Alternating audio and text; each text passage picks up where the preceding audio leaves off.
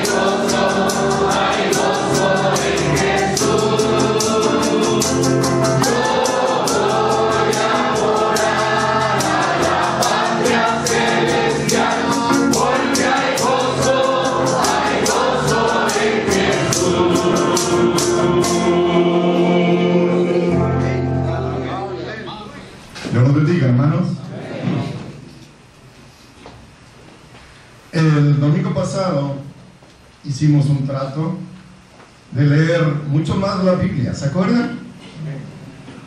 ¿Lo hicieron? Espero que sí, espero que sí.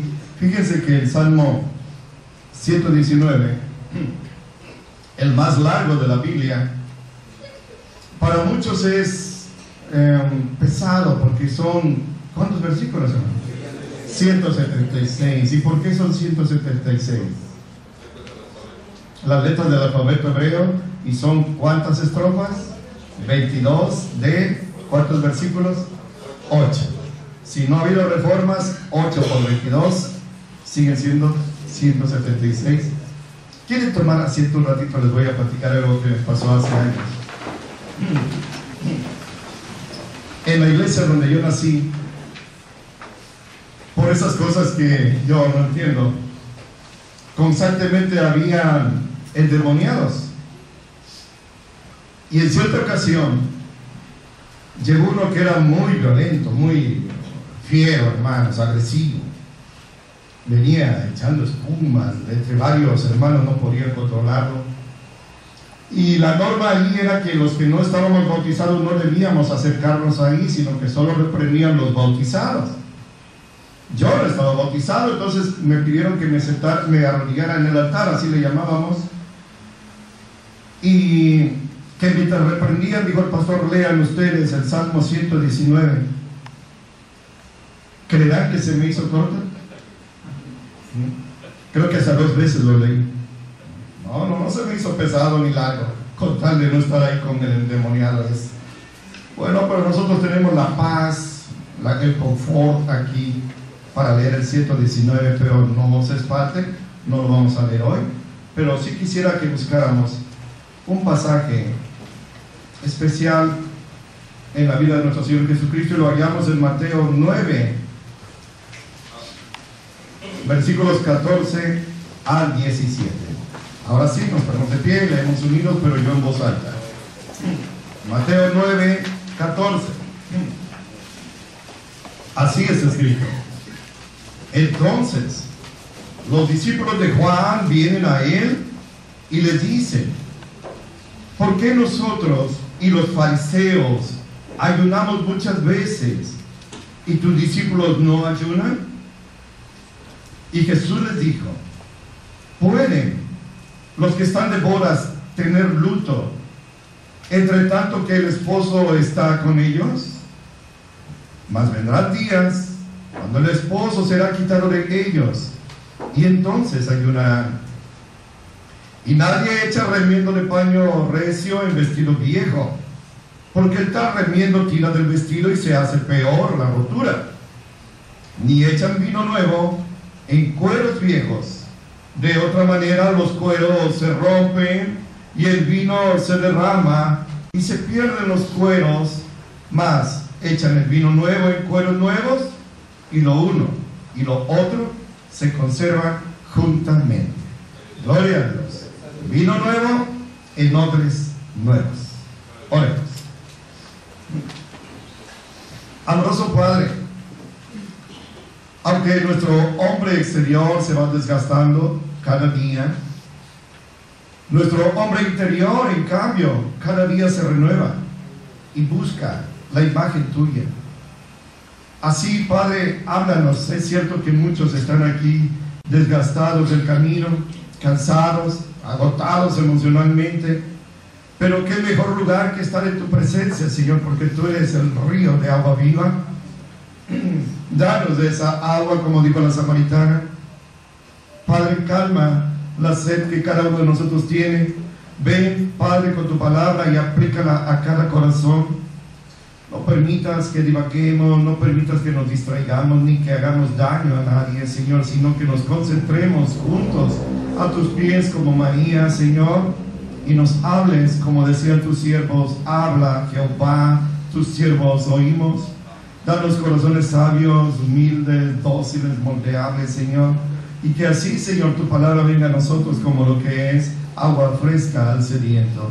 Bendícenos, Padre, borra mis rebeliones y hazme un vaso de honra para ti y de edificación para mis hermanos, porque en Cristo Jesús así te lo imploramos. Amén. Amén. Por favor, tomen asiento, hermanos.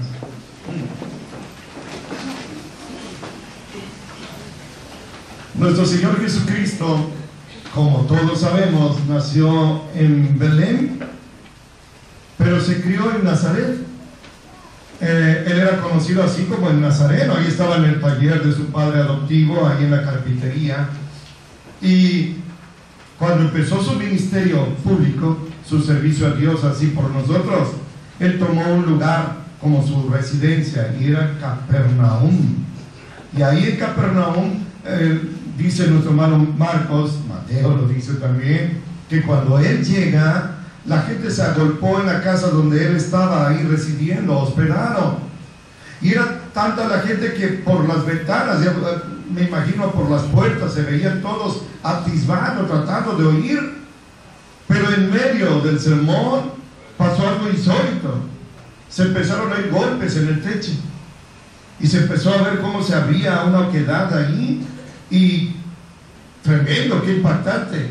4 amigos con cuerdas bajaron en una camilla a un amigo de ellos que estaba paralítico. Ese hombre era un total inválido.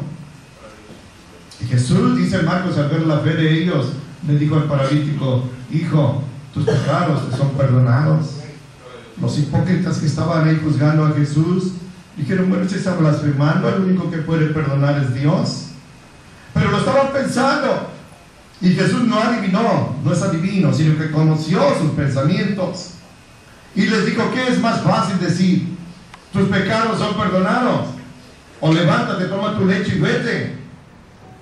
Es más fácil decir: tus pecados son perdonados. Yo puedo decir a ustedes: hermanos, sus pecados son perdonados, ya lo dije. No, pero a un enfermo que está así, totalmente inválido, decirle: levántate, toma tu lecho y que lo haga, eso es más difícil. Pues para que vean que el Hijo de Dios tiene poder para perdonar los pecados. A ti te digo: levántate, toma tu lecho y vete. Y el paralítico se levantó, enrolló su camita y se fue. Gloria a Dios. Nosotros creemos eso y lo creemos firmemente. Pero también el Señor aquí hace algo precioso. Llama precisamente al hombre que escribió este evangelio, a Mateo. Este era un judío que estaba al servicio de Roma y explotaba, oprimía a sus paisanos, cobrándole más los impuestos. Por eso, porque eran así, al servicio de una nación extranjera y cobrándole más, robándoles, eran odiados, eran despreciados. La peor manera en que se podía insultar a un varón era decirle: eres un publicano. Este hombre era publicano, se llamaba Leví. Y el Señor solo le dijo: sígueme. No le dijo más: sígueme. Y ese hombre dejó todo su negocio próspero, se olvidó de su riqueza, se olvidó de su importancia, su jerarquía. Solo sabía que era un despreciado, necesitado del Mesías. Y dice que dejó todo, ni recogió sus monedas quizás, y se fue tras el Señor. Esto lo hizo allí. Y entonces Jesús en Capernaum empieza a él a predicar y se juntan a él. Hagan de cuenta, así como comemos nosotros tan bonito, no existe esa palabra, tan bonitamente que comemos allí, y está Jesús, pues todos querían estar a su lado. Sí, pero había gentuza, ladrones, prostitutas, borrachos, gente mala. Ahí estaba con él, querían estar con Jesús. Estos hombres ni en sueños aspiraban a estar junto a un rabí, porque no me toques, yo soy muy santo y tú eres la escoria.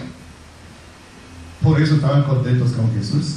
Y los fariseos, que le rodeaban como lobos a una oveja, decían: este hombre, si fuera el Mesías, no estaría con estos pecadores. Y se lo dicen a sus discípulos. Pero Jesús contesta y le dijo: aprendan una cosa, misericordia quiero, no sacrificios. No que estén degollando ovejitas. Misericordia. Esta gente necesita misericordia. Esta gente no necesita que los critiquen. Esta gente no necesita que los juzguen. Necesita que se les eche una mano. Y a eso vine yo. Porque los que están sanos no van a buscar al médico, sino los enfermos. Yo no he venido a buscar justos, sino pecadores al arrepentimiento. Y esto, por supuesto, despertaba el odio en la gente. Y es entonces cuando los discípulos se le acercan al Señor, y dice Mateo que los fariseos también, y le hicieron una pregunta. Vamos a volver a ella, por favor. Versículo 14. Así es escrito: entonces los discípulos de Juan vienen a él, a Jesús, y le dicen: ¿por qué nosotros y los fariseos ayunamos muchas veces, pero tus discípulos no ayunan? Miren, hermanos, esta era una pregunta legítima. Los discípulos del Señor, que habían discípulos de Juan ahí con él, ahora siguiéndolo ya no como judíos, sino como cristianos, entre los cuales estaba Andrés y probablemente Felipe.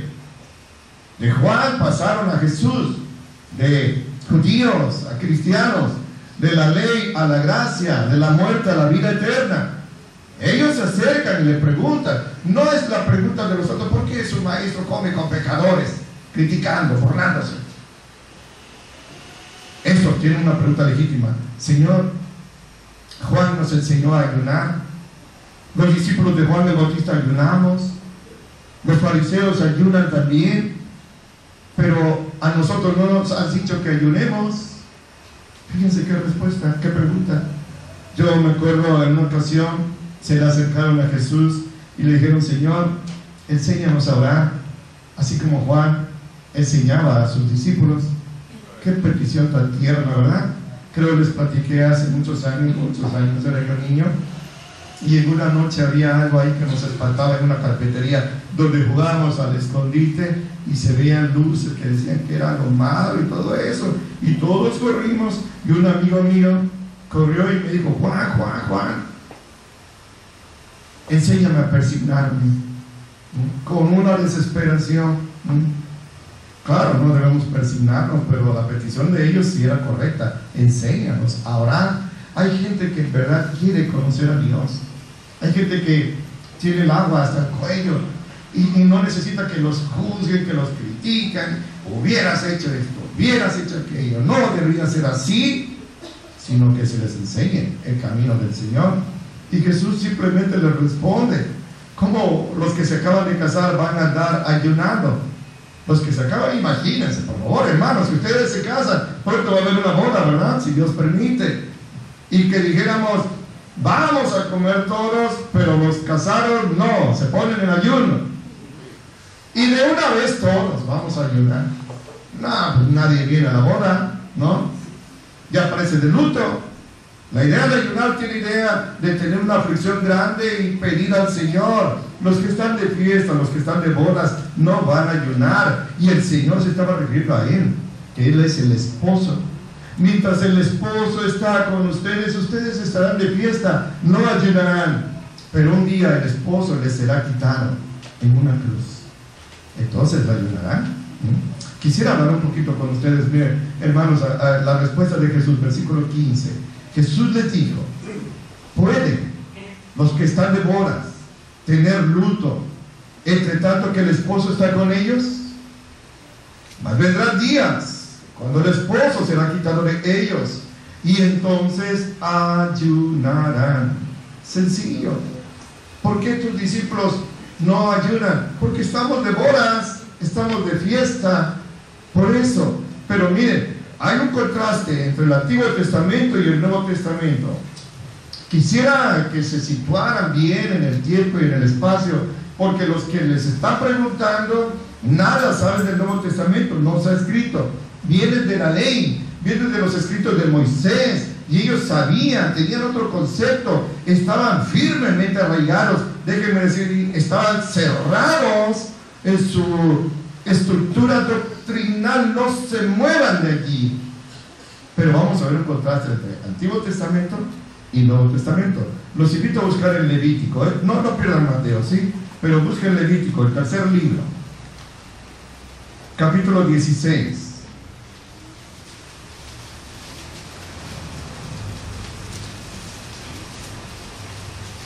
Y un solo versículo, por favor.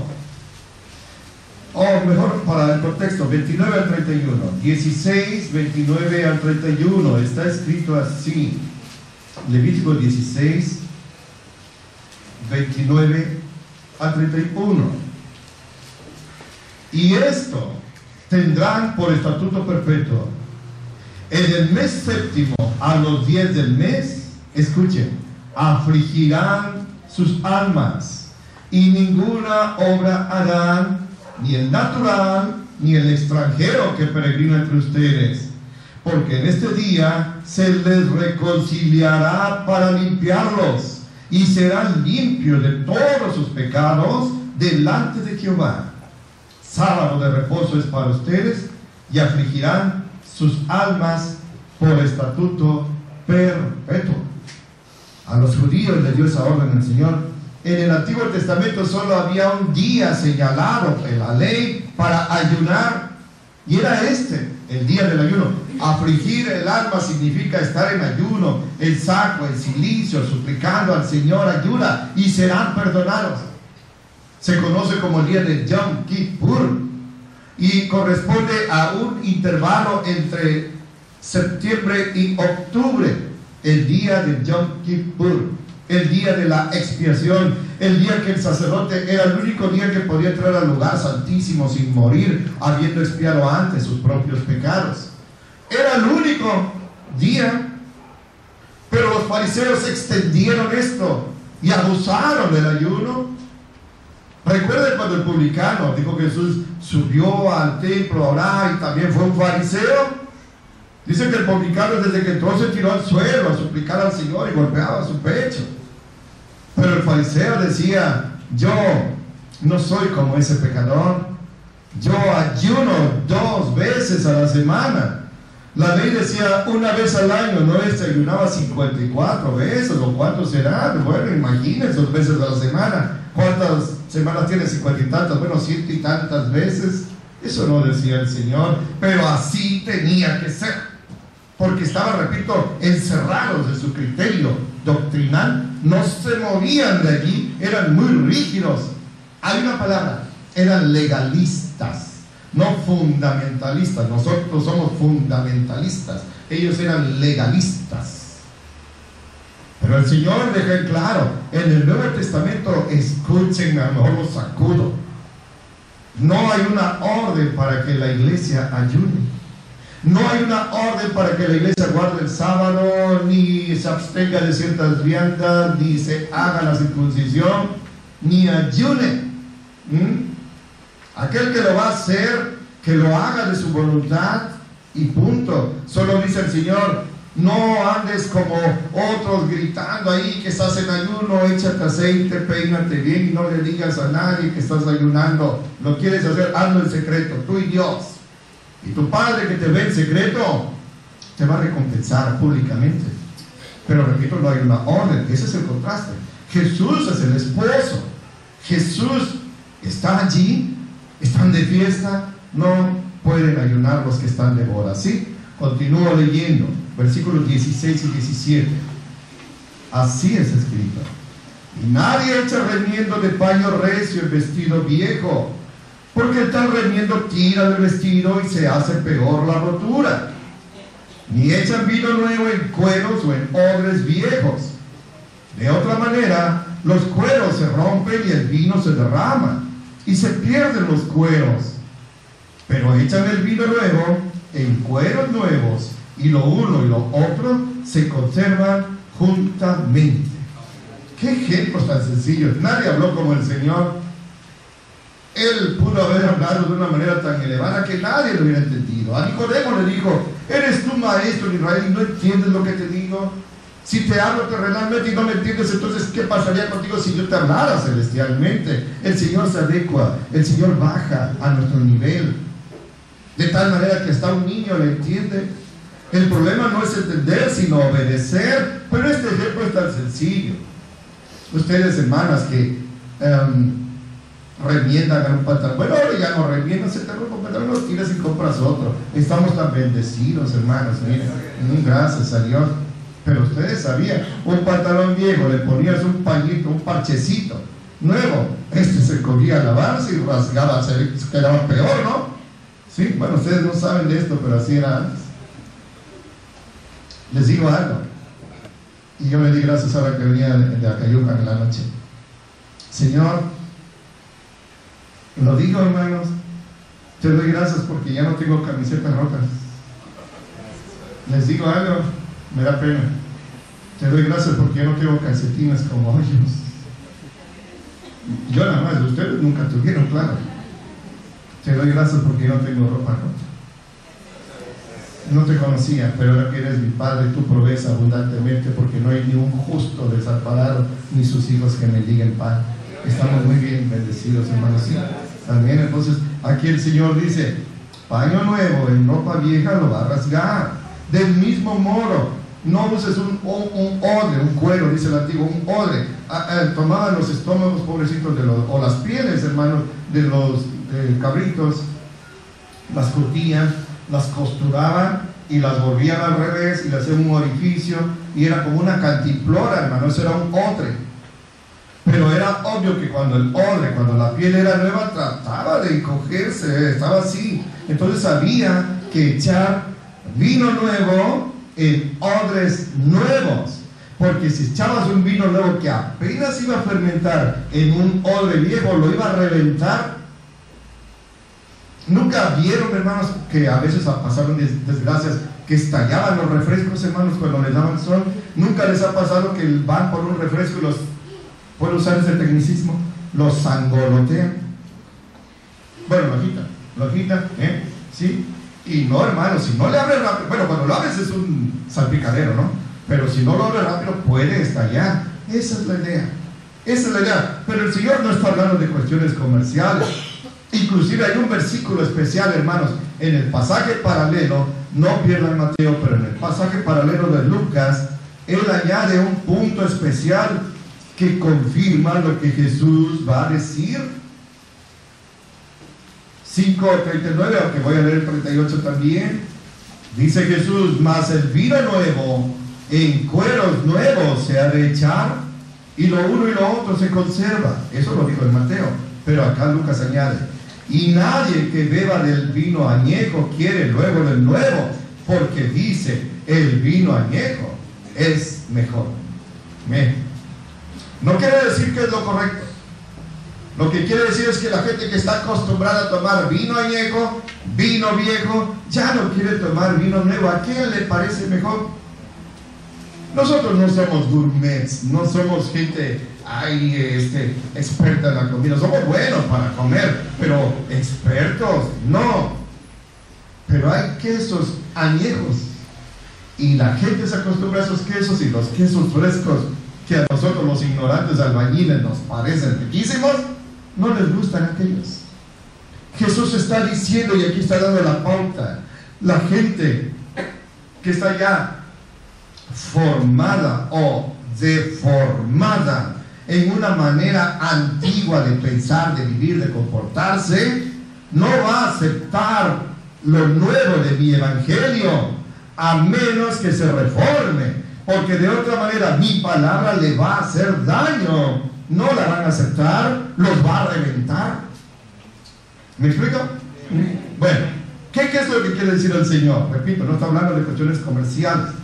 El ayuno, las prácticas rigurosas del Antiguo Testamento y el Evangelio no armonizan. No armonizan. O estás bajo la ley o estás bajo la gracia. Si alguna vez tomaron un frasco y le echaron agua y petróleo, en mi época se usaba petróleo, ¿no? Y lo agitaban, ¿qué pasaba? Nunca se unían, nunca se mezclaban, quedaban separados, la densidad es distinta. Así, la ley y la gracia jamás se van a mezclar. La ley son los odres viejos, los cueros viejos. La gracia es el vino nuevo que no se puede mezclar. Y para que entre en estos odres, hablando espiritualmente, este odre tiene que reformarse y hacerse nuevo. De otra manera, no va a ser de bendición. ¿Se explica? Miren, vamos a leer unos cuantos versículos. Colosenses 2:15, no pierdan Mateo. Y este texto que les voy a leer, hermanos, ténganlo al dedillo, porque es un texto de oro contra aquellas personas que dicen que debemos guardar el sábado y no debemos de comer ciertas comidas, ciertas carnes.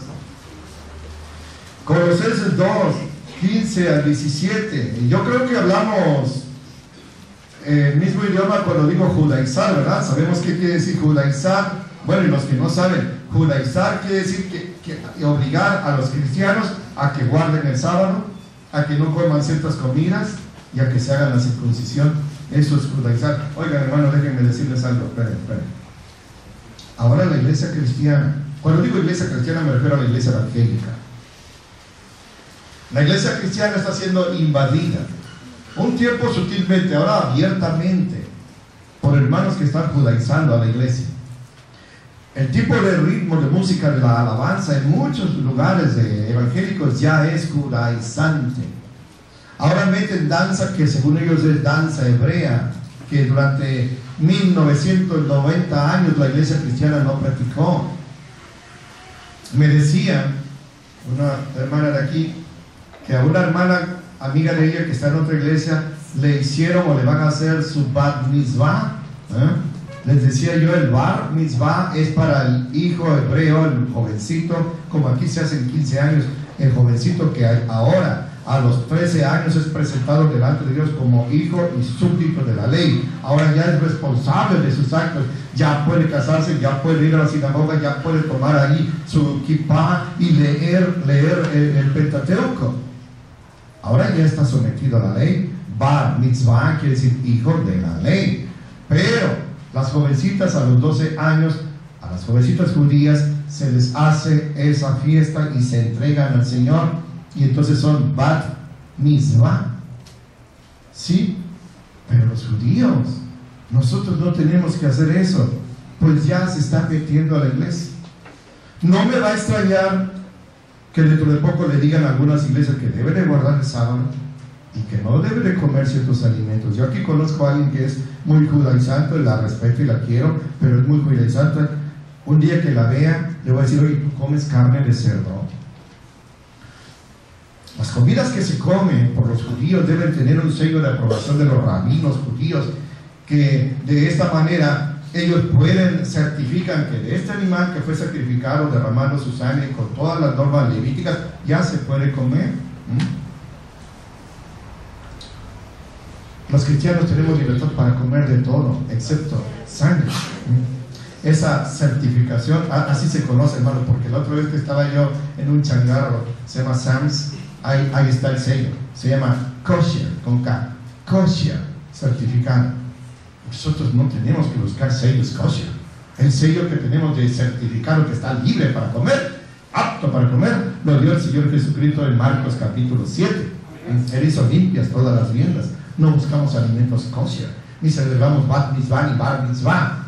Pero eso los judíos, pero escúchenme, lo digo así entre paréntesis.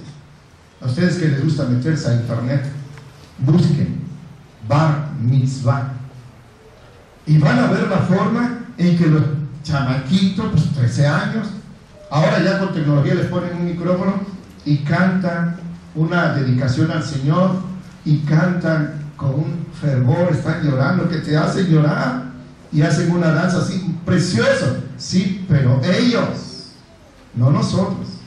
Nosotros no tenemos que mezclar ley con gracia, ni vino nuevo en odres viejos. ¿De acuerdo? Entonces vamos a leer ese texto que es fundamental. Colosenses 2, 15 al 17, dice el apóstol Pablo: despojando a los principados y las potestades, los sacó a la vergüenza en público, triunfando de ellos en él mismo. Gloria a Dios. Por tanto, que nadie los juzgue. Escuche que claro, en comida o en bebida o en parte de día de fiesta o en luna nueva o en sábados, que nadie te juzgue por lo que comes ni por el día que guardas. ¿Por qué?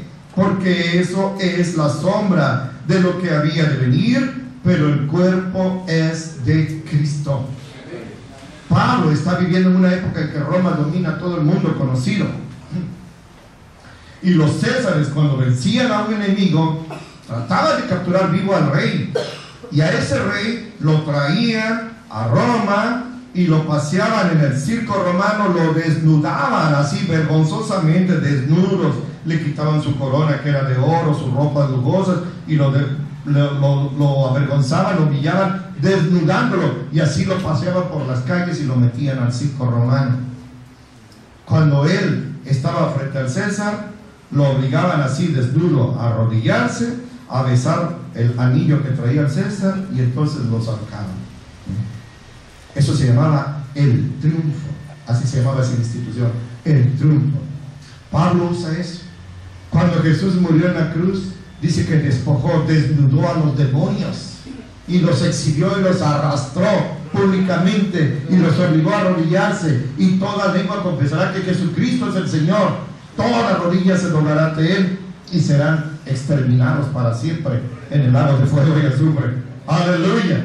Por eso, porque tenemos un triunfador tan absoluto, no dejemos que nadie nos juzgue en el día que guardamos, en lo que comemos. Nadie nos juzgue por una razón, porque eso era sombra de lo que había de venir, pero el cuerpo es de Cristo. Eso era un aviso, eso era una profecía, pero Cristo es el cumplimiento de la profecía. Siempre les digo este ejemplo: están enamoradas. ¿Qué jovencita aquí tiene novio? Que van a alzar la mano. Bueno, pero las hermanas que quieren a sus esposos, no, pues menos van a alzar la mano. Pero piensen en su enamorado y lo están esperando porque van a ir a comer o a pasear, y de repente ven, porque ya está el sol poniéndose, que ahí en la esquina se ve la sombra de él, la conoce, hasta en la sombra lo conoce, la forma en que camina, el sombrero que trae, todo eso. Ese es mi novio, ya viene, y su corazón y entonces el novio da la vuelta a la esquina y aparece: vivir, aquí estoy. Pero ella dice: no, yo quiero ver tu sombra. Díganme la verdad, ¿quién ahí es? ¿Quién prefiere la sombra? ¿Quién prefiere una fotografía que al esposo de carne y hueso? Digan la verdad. ¿Es claro? La ley decía: el Mesías vendrá, y veían la ley. El Mesías vino y está con ustedes predicando y haciendo milagros. Sí, pero nosotros queremos ver la ley. La sombra era la ley. El cuerpo, el presente, es Cristo. Ya no miremos la sombra, ya no miremos la ley, miremos a Cristo. Hace rato cantábamos: una mirada de fe, y eso es escritural. Aquel que ve a Cristo no será defraudado. Todos, dice: vean a mí y sean salvos todos los términos de la tierra, porque yo soy Dios y no hay más. Amén. Ese texto es dinamita contra los adventistas del séptimo día, sabáticos. Leemos Gálatas, hermanos, ahí cerquitito, unas 10 páginas antes. Gálatas 3.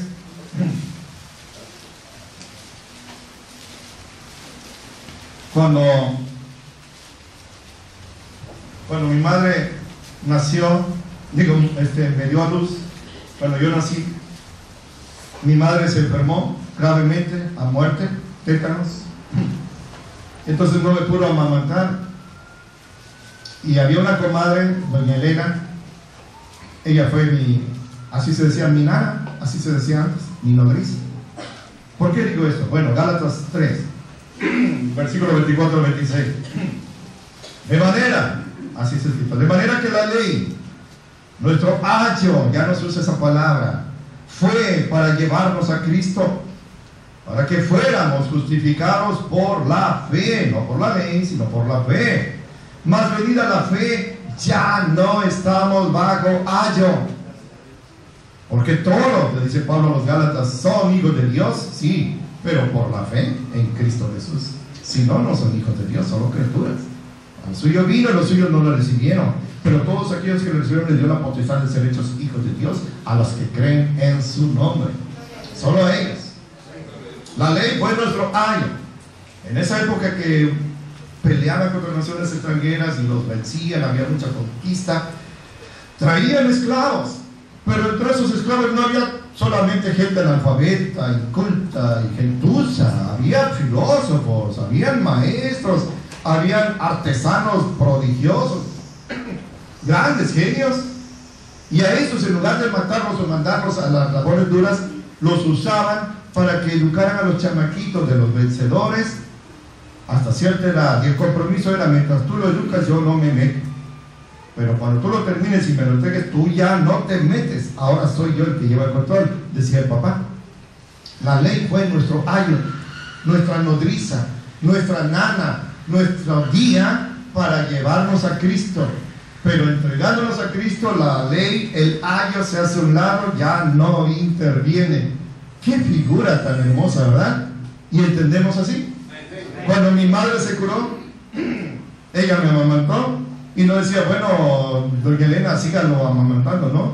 Ya mi madre estaba bien, no convivía mi madre y doña Elena para amamantarme, no convivían nunca jamás la ley y la gracia, o una u otra. Amén. Pero no solo es un error, Es un pecado mortal tratar de mezclar ley y gracia. Fíjense, hermano, están en pecado mortal aquellos que están guardando el sábado para salvarse y dejarle de comer ciertos alimentos para salvarse. ¿Lo quieres guardar para dejarlo al Señor voluntariamente? Hazlo. ¿No quieres comer carne de cerdo para dedicarte más a... hazlo, está bien, pero no eres más alto por eso, ni eres salvo por eso, simplemente es tu voluntad. Es gravísimo. Lean ahí mismo en Gálatas, ¿sí? Capítulo 5. Hermanos, no pierdan esto porque es doctrinal. No vayan luego a andar ahí leyendo el libro de Elena White. Gálatas 5, versículos 1 al 4. Así es escrito: estén pues firmes en la libertad creo que Cristo nos hizo libres, y escuchen, y no vuelvan otra vez a ser presos en el yugo de servidumbre. He aquí yo, Pablo, les digo que si se circuncidan, Cristo no los aprovechará de nada. Y otra vez vuelvo a protestar a todo hombre que se circuncida, que está obligado a cumplir toda la ley, está bajo maldición, lo cual es imposible porque nadie cumple la ley. No puedes tomar lo que te conviene y lo que no, no tomas todo. O te libras de todo y vienes a la gracia de Cristo. Y esto es, versículo 4, vacíos son de Cristo se han desligado los que por la ley se justifican, y esto es gravísimo, de la gracia han caído, de la gracia han caído, ya no están bajo la gracia, ahora regresaron a estar bajo la ley. ¿Qué delicado? ¿Se entiende esto? Sí. Si tratamos de mezclar ley y gracia, si tratamos de echar vino nuevo en odres viejos, de la gracia del Señor hemos caído y de Cristo nos hemos desligado.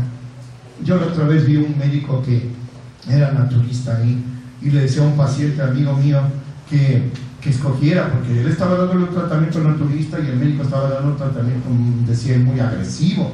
Escoge, o te atiende él o te atiendo yo, pero los dos no. Bueno, eso es un nivel muy bajo, pero el nivel espiritual tan elevado. Escucha, ¿quieres salvarte bajo la ley? Te digo de antemano que es imposible, que estamos bajo maldición y estás obligado a cumplirla todo, lo cual no vas a poder hacer. Pero yo te vine a librar de la maldición de cumplir la ley. Por la fe en mí serás salvo, no por obras, sino por gracia, para que nadie se gloríe. No, Señor, pero es que yo quiero tomar cosas de la ley y mezclarla contigo. No metas vino nuevo en odres viejos. Es claro, yo me estoy entendiendo, hermano. Hasta yo me estoy entendiendo. ¿Sí me entienden, hermano? Sí. Para sacar provecho. Mal termino yo, pero déjenme decirle cuántos puntos. Primero, los conceptos, los prejuicios religiosos tan rígidos que ellos tenían. Oh, si iban a diezmar, contaban hasta las semillitas, así. Era muy riguroso. Tú violas el sábado, apedreado. Nada de discutir, apedreado. Eran muy rígidos ellos. Punto segundo, sus maneras, sus costumbres, su formación y su deformación estaban pero arraigados. No los llevaban tatuados en la piel, lo traían dentro, debajo de la piel. Así estaban, no se movían. Podían dejar que una persona se muriera porque es sábado, no puedo hacer nada. Así estaban. Eran realmente odres viejos, vestidos viejos, ropas viejas. Y el Señor era un paño nuevo, un vino nuevo que no podía caber mientras ellos no se reformaran. Ese es mi punto 3. Tenían que reformarse. Lean conmigo en 1 de Pedro, ya con tranquilidad. Dejen Gálatas, dejen Mateo. 1 de Pedro, capítulo 1, a partir del 16. Miren, hermanos, no voy a hacer comentarios porque es clarito, escuchen, así es escrito. 1 de Pedro 1, 16. Porque escrito está: sean santos porque yo soy santo. Y si invocan por Padre a aquel que sin distinción de personas juzga según la obra de cada uno, conversen en temor todo el tiempo de su peregrinación, o sea, mientras estemos vivos, sabiendo que hemos sido rescatados de su vana manera de vivir o vana conversación, la cual recibieron de sus padres. No fueron rescatados con cosas corruptibles como oro o plata, sino con la sangre preciosa de Cristo, como de un cordero sin mancha y sin contaminación, ya ordenado de antes de la fundación del mundo, pero manifestado en los postreros tiempos por amor de ustedes, que por él creen a Dios, el cual le resucitó de los muertos y le ha dado gloria, para que la fe de ustedes y la esperanza de ustedes sea en Dios.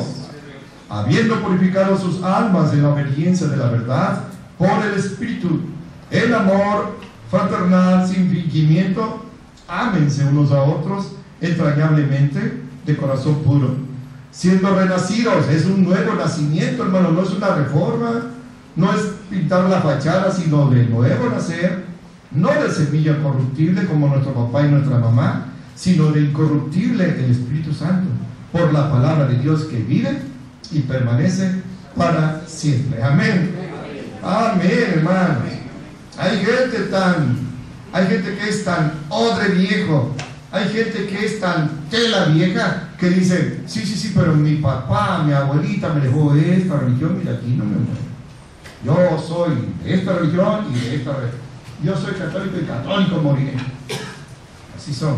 No, el vino nuevo no puede entrar esos odres viejos. Es una desgracia muy grande cuando alguien se aferra a la conversación, a la manera de vivir y a la religión de sus padres, cuando esa religión no salva. El único que salva es Jesucristo. Tenemos que desechar eso. Fíjense, la otra vez encontramos una piel de una serpiente. Como la serpiente tuvo que cambiar su piel si no se moría, porque lo iba a aprisionar la piel vieja, ya no le servía.